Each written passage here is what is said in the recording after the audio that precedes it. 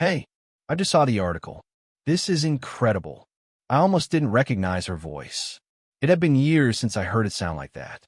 I was sitting in my office when the call came in. Screen lit up with her name. Rachel. I let it ring once. Twice. Then answered. I always knew you would figure it out, she said, like she had been there for any part of it. I didn't respond. She continued. I've been thinking we should talk about doing something together. There's a real opportunity here. Family should be part of this. I leaned back in my chair, looked at the screen in front of me, still open on the article she was talking about. And the first thing that came to mind wasn't the money. It was a Christmas dinner, and a sentence she repeated for years. That's where this starts. Before that call, before the article, before the money, you need to understand what my sister sounded like in a room full of people. Because none of this started with success. It started with a pattern. Rachel was always the one people pointed to. From the time we were kids. Top grades.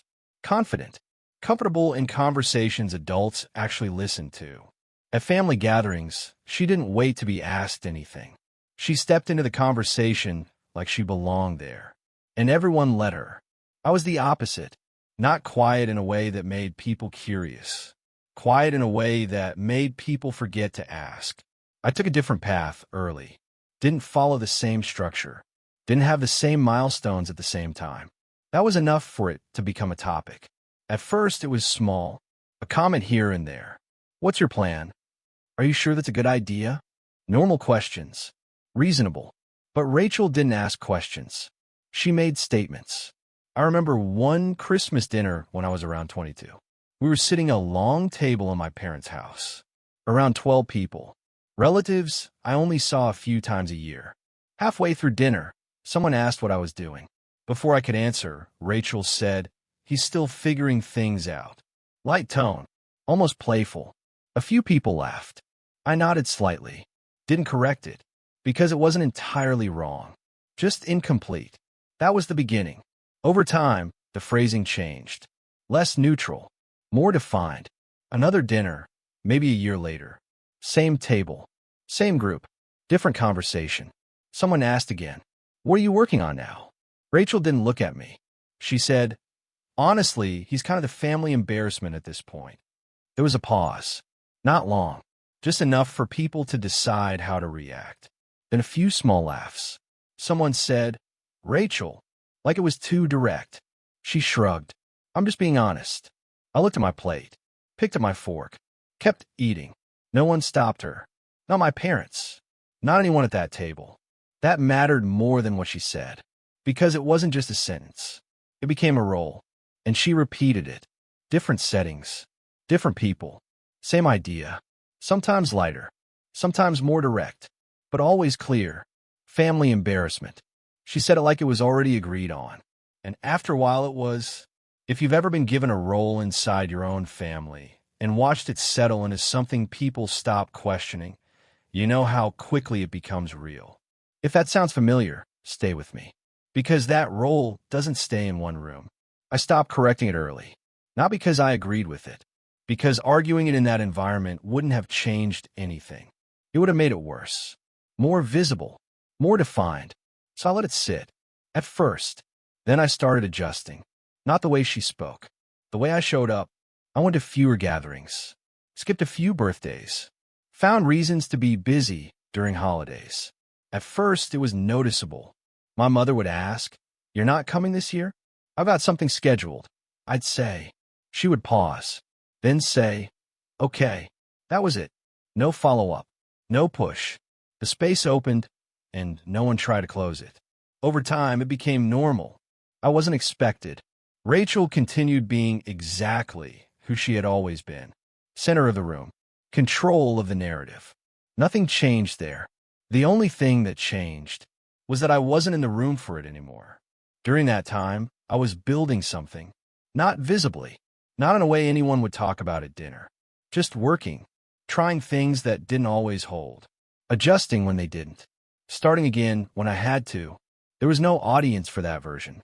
No one asking questions. No one offering opinions. Which turned out to be useful. Because it removed something I hadn't realized was there. The need to explain it. I didn't have to justify what I was doing. Didn't have to present it in a way that made sense to anyone else. I just had to make it work. That was the focus. Months passed like that. Then years. No announcement. No moment where everything shifted. Just progress. Slow. Consistent. And separate from anything connected to them. I didn't talk about it. Not because I was hiding it. Because it wasn't ready to be discussed. It was still being built. Eventually, it started to hold. In a way that didn't require explanation. Numbers that made sense. Structures that didn't collapse. Decisions that led somewhere. And then one day, it became visible. Not gradually. All at once. An article. A number attached to it. The kind of thing that doesn't stay private. The kind of thing people send to each other. And within an hour of that going live, my phone rang. Her name on the screen. Rachel. And the tone of her voice was completely different from anything I had heard before. That's when I knew. Something had changed. Not in me.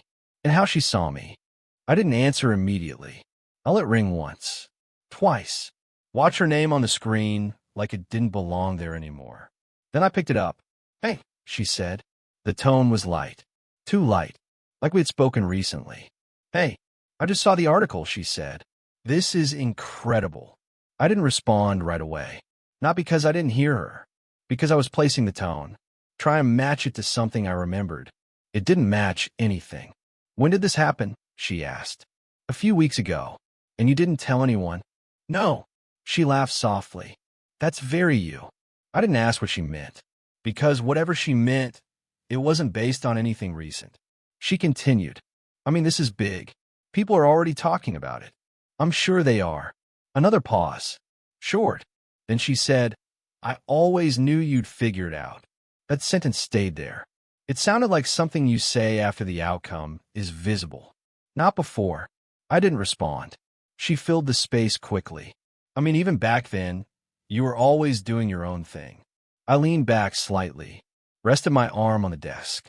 "I was. And now it actually worked," she said. Eventually, she laughed again. "I guess I've just called to say it's really impressive." I appreciate it. There was a small shift after that. The tone stayed warm, but the direction changed. Less reflection, more intention. "I've been thinking about a few things recently," she said. Yeah. And honestly, with what you've built, there's a lot we could do." I didn't interrupt. Just listened. Because this part needed to come out fully.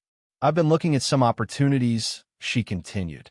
"Different angles, different markets, nothing I've committed to yet." I nodded. "Okay. And when I saw your name this morning, it just made sense," she said. "What did?" I asked. "That we should talk about doing something together." There it was. Clear. Placed naturally. Like it had always been part of the plan. I didn't respond immediately. Just let the sentence sit where it landed. She kept going. "I mean, you've built something real," she said. "And I've got experience that could add to it." Experience. That word was intentional. Carefully chosen. I let her continue. "I've worked with enough people to know what scales and what doesn't," she said. "And right now, you're in a position where the next move actually matters." I glanced at the screen in front of me. The article's still open. My name at the top.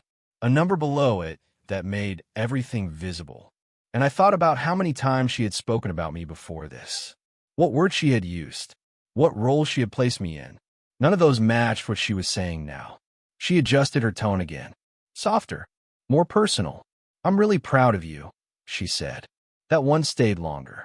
Because it didn't connect to anything real in our history. I didn't respond right away. Not to create tension. Just because it didn't require anything more. "Thanks," I said. She paused. Then continued. "I mean it. This is a big deal. I appreciate that." Another pause. Slightly longer this time. Then she moved forward again. "We should meet," she said. "Sit down properly. Talk through what this could look like." I asked, "What exactly are you thinking?" "Nothing locked in yet," she said quickly. "Just ideas. Possibilities." "Like what?" She hesitated for the first time, then said, "Expansion, partnerships, maybe something new entirely." None of it specific. All of it positioned around access. I noticed that. She asked a few questions next. "How big is your team now?" Small. How many people? Enough. She laughed lightly. You've always been like that. I didn't respond. Are you looking to grow it quickly? She asked. Yes. What's the next step? Already in motion. Short answers. Clear. No expansion. She didn't push against that. Instead, she adjusted again. I just think we're in a really good position right now, she said. We. Another small pause. Then she said, you know what I mean. I did, but I didn't confirm it. She continued. Family should be part of something like this, she added. Family. That word landed differently. Not heavy, just noticeable, because it hadn't been used that way before. Not in relation to me. I let her talk. Didn't interrupt. Because the structure of the conversation was clear now. Admiration, connection, opportunity, all layered together in a way that made it sound natural. But it wasn't. Not in the context of what had come before. She finished with one more line. I just think this could be really good for both of us. I looked at the clock. 11:42. The call had been going longer than I expected. Long enough to hear everything she needed to say. And in that moment, I understood something clearly. She wasn't calling to reconnect. She was calling to re-enter. And she was doing it like the past had never been defined.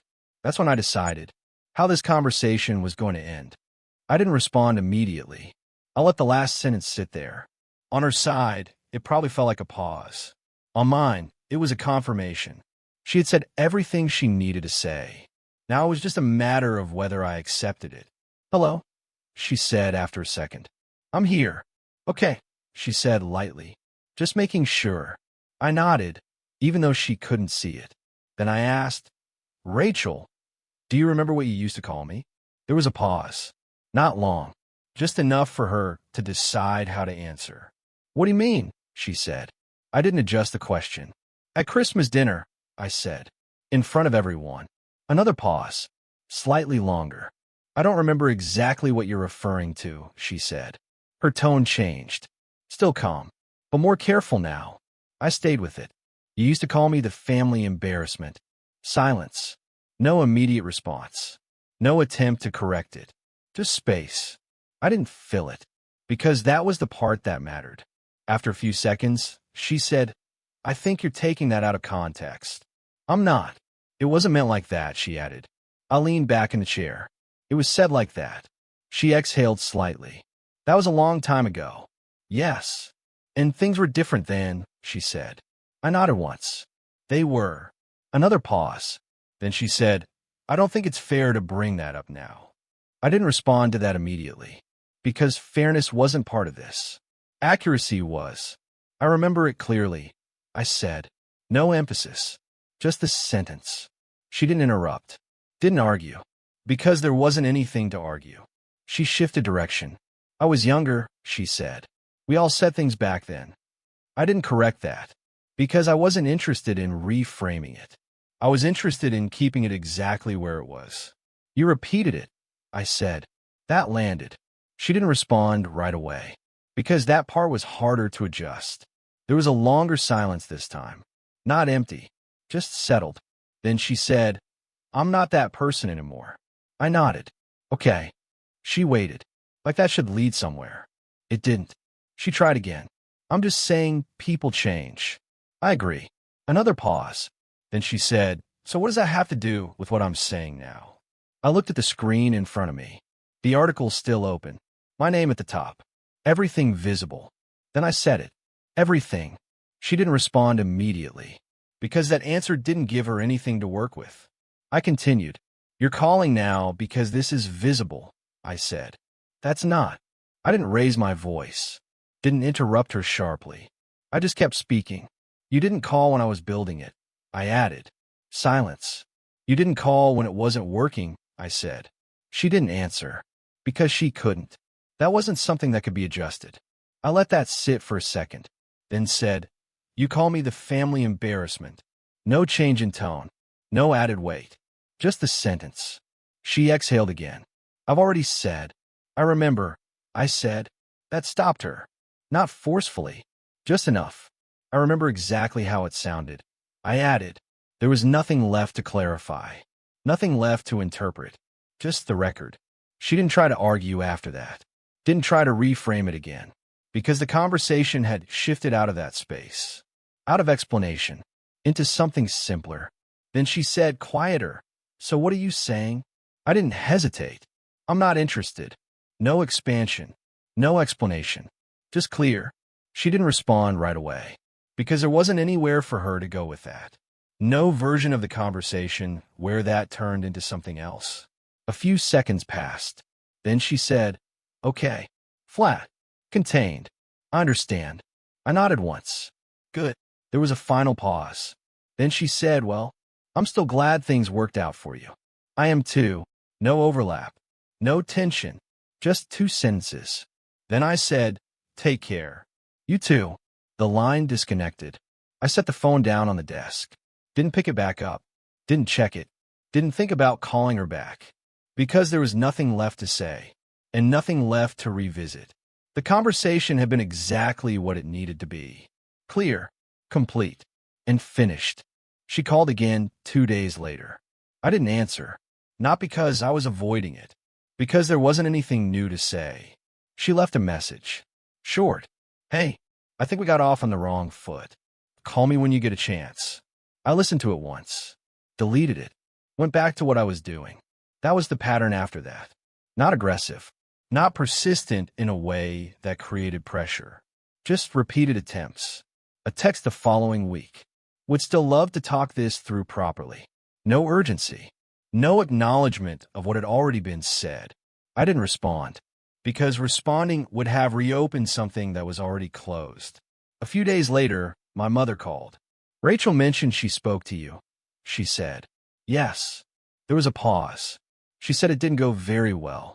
I told her I wasn't interested. Another pause. Then, "She was just trying to include you." I didn't respond to that immediately, because that wasn't accurate. "She wasn't including me," I said. She was responding to something she saw. My mother didn't argue. Didn't agree either. Just shifted. "Well, she's your sister." I know. That was the end of it. No follow-up. No attempt to push further. The conversation moved on to something else. And that was it. A few days after that, my father mentioned it in passing. "Your sister has some ideas," he said. "I'm sure she does. You should at least hear her out." I did. He paused, then nodded slightly. "All right." No pressure. No insistence. Just acknowledgement. That part mattered, because for the first time, no one was trying to redefine the situation for me. They were just observing it. And I stayed consistent. Not cold. Not dismissive. Just clear. Every time her name came up, the answer was the same.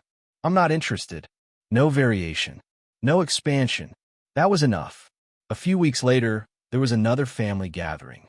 One I hadn't planned to attend. But I did. Not to make a point. Just because it no longer mattered who was in the room. When I arrived, Rachel was already there. Standing near the center of the room. Talking. Same posture. Same presence. Some things hadn't changed. She saw me almost immediately. Paused mid-conversation. Then walked over. "Hey," she said. "Hey." There was a moment. Not awkward. Just direct. "I've been trying to reach you," she said. "I know." She nodded. "Can we talk for a minute?" "We are." She gave a small smile. "Not like this." I looked around briefly. People moving. Conversations continuing. Nothing focused on us. "This is fine," I said. She hesitated, then said, "I think you misunderstood what I was saying the other day." I didn't. Another pause. Then she said, "I wasn't trying to take anything from you." I know. That stopped her for a second, because it removed the direction she was expecting. "I was trying to build something together," she said. I nodded.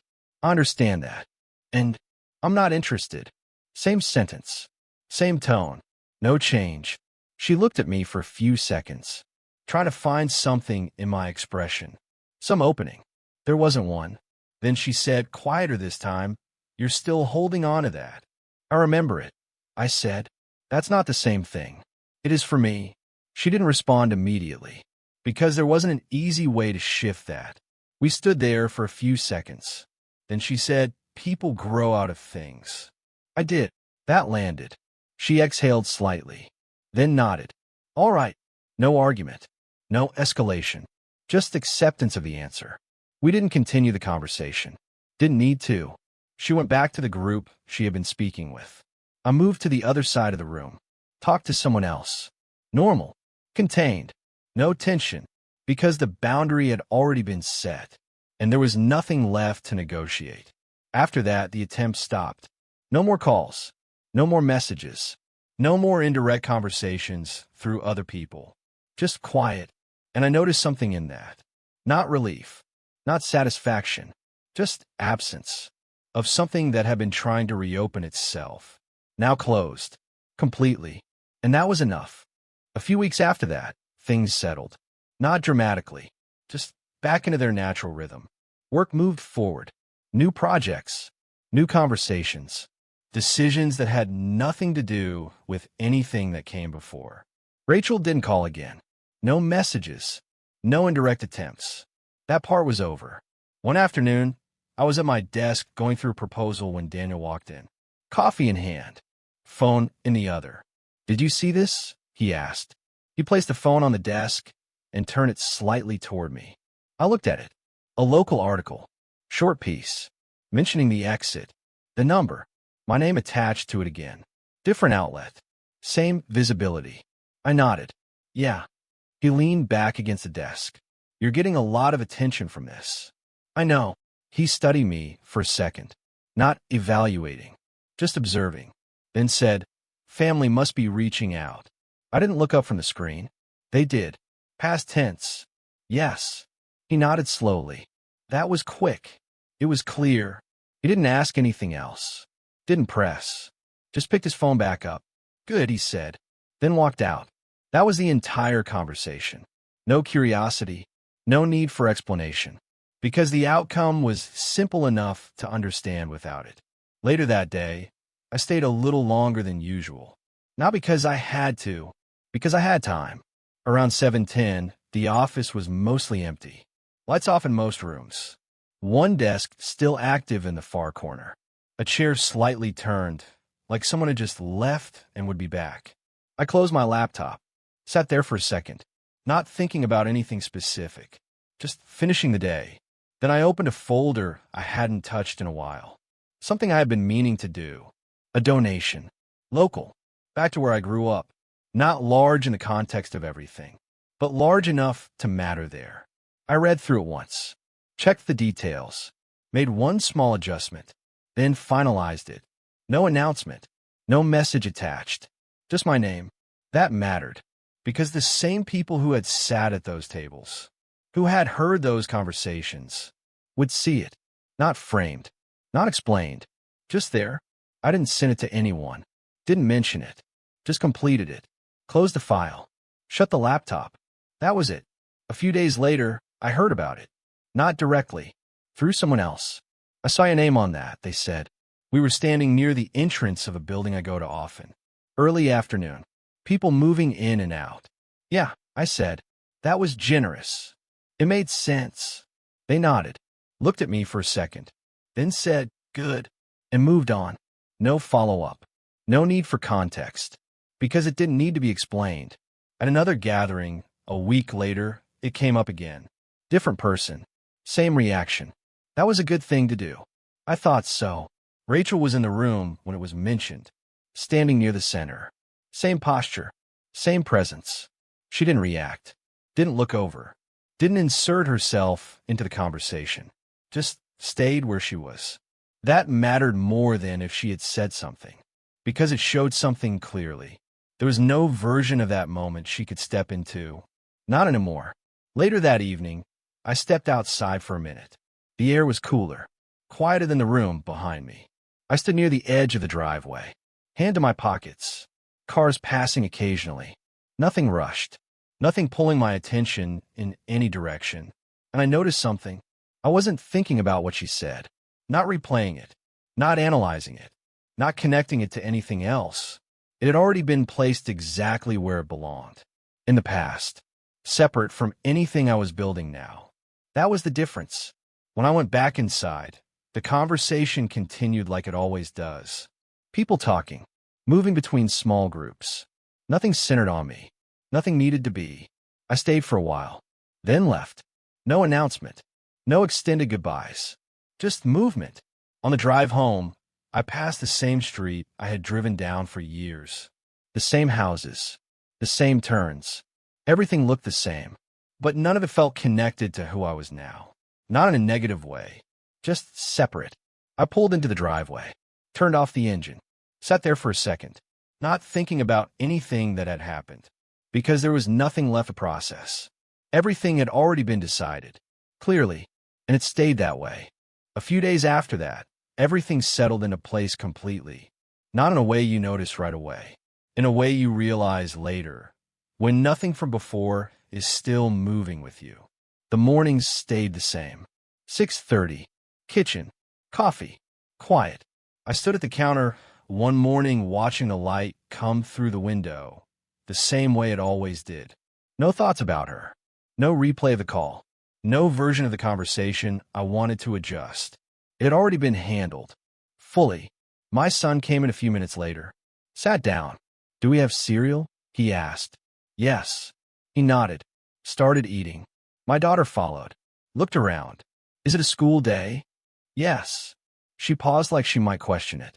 Then didn't. Routine. Everything exactly where it should be. And that's when I noticed it clearly. Nothing from that situation had followed me into this. Not the words. Not the role. Not the version of me that existed in those rooms. It stayed where it belonged. Behind me. Work moved forward. Meetings. Decisions. New projects that required attention in a way that didn't allow for distraction. That's where my focus stayed. Because that's where it had always been.